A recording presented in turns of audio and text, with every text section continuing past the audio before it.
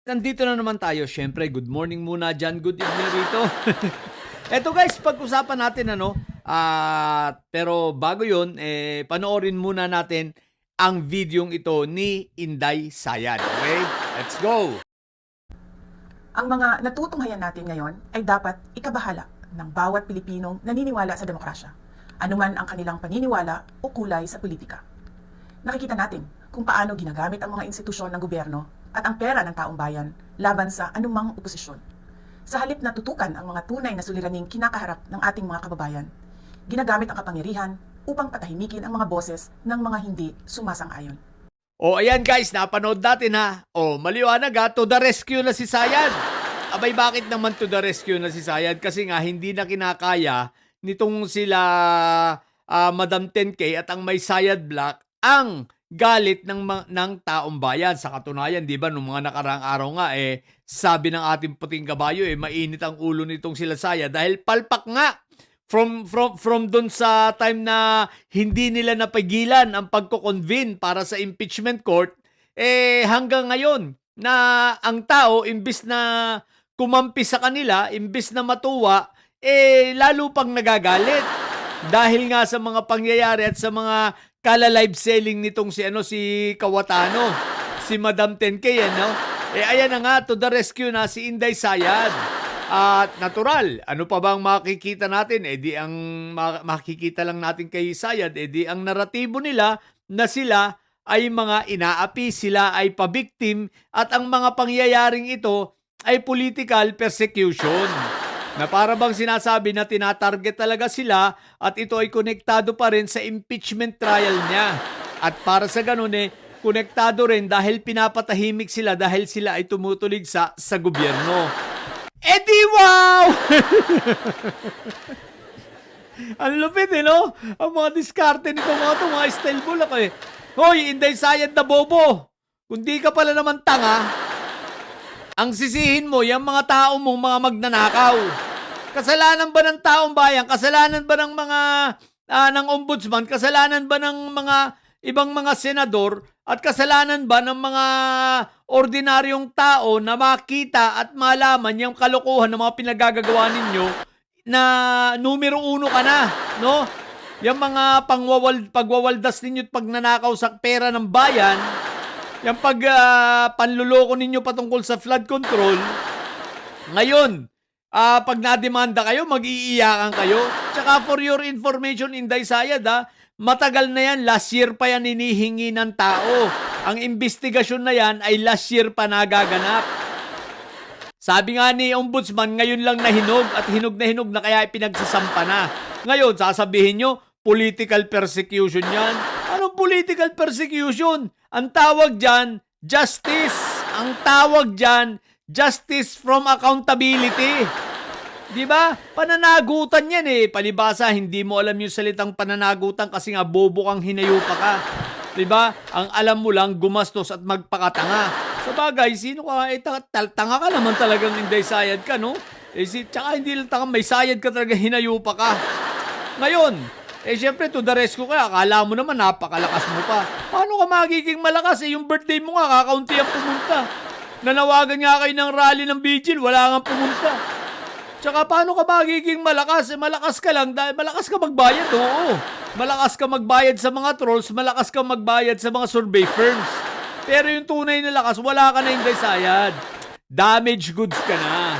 Tsaka guys, eto ang hakbang na ito, kasama ito dun sa kanilang plano na talagang windangin itong paparating na impeachment trial niya. So, syempre, hindi na niya mapipigil, no? Lalo na ngayon, naubusan na sila. Paubos ang kanilang numero, so dinadivert nila. At eto sasabihin nila, dinadivert nila, kunwari flood control naman ngayon. Yung issue ng flood control na yan, ginagawa nilang diversionary tactics, bagamat hinihingi natin, talagang dapat managot sa flood control, pero gumagawa sila ng mga kwento dyan. Kasi yan ang huling alas nila bago mag-impeachment. No? Ang gumawa ng naratibo, gumawa ng mga kasinungalingan at i-distract, no? Gambalain, abalahin at i-divert ang atensyon ng tao sa impeachment trial. O, di ba ka?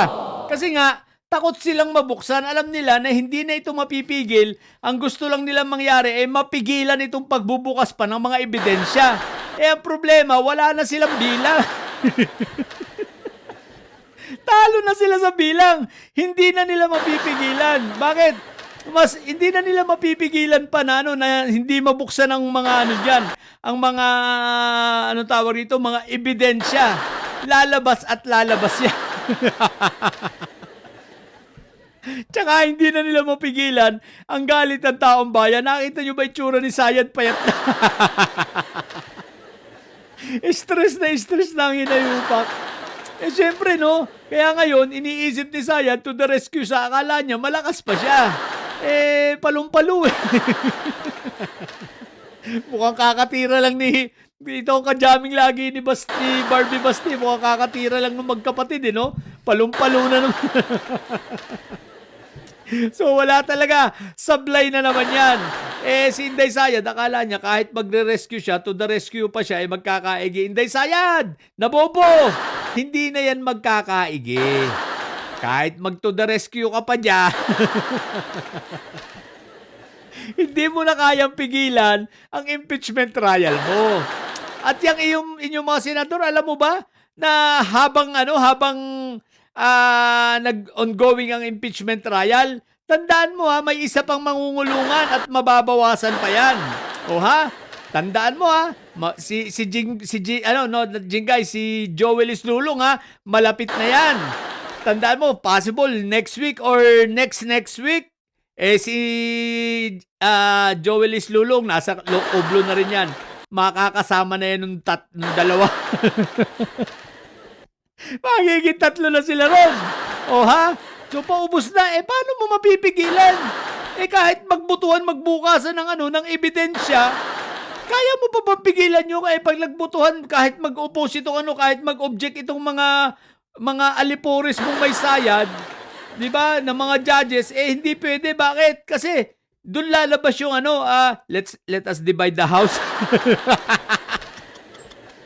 Di magbubutuhan ngayon. Talo ka na. Bakit? Kasi ang matitira dyan sa sa may sayad block mo is 10 na lang. Habang yung sa kabila, 11 pa. Kung lumipat pa yung isa, di 9 na lang kayo. Tapos 12 yung kabila. Ay Diyos ko po, Rudy. Saan ka pupulutin, Sayad? Kaya kahit anong mga pa-epal-epal mong ganyan, wala na yan.